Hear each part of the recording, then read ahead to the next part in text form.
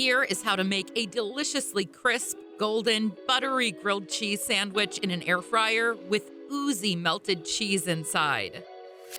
To make this scrumptious air fryer grilled cheese sandwich, spread a layer of room temperature butter on one side of a slice of bread. On the opposite side, spread a layer of mayonnaise for perfect flavor and crisp texture.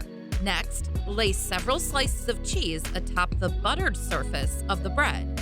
Top it with the second slice of bread, ensuring the mayonnaise slathered side is oriented outwardly.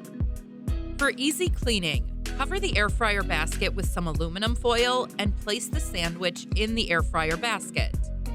Air fry at 365 degrees Fahrenheit or 185 degrees Celsius for 4 minutes. After 4 minutes, flip the sandwich over and air fryer the sandwich for another 3 to 4 minutes till the bread is crispy and golden brown and the cheese is gooey and melted in the middle. If you liked this air fryer grilled cheese sandwich recipe, then check out also how to make these soft and moist bread rolls in your air fryer. Check it out now.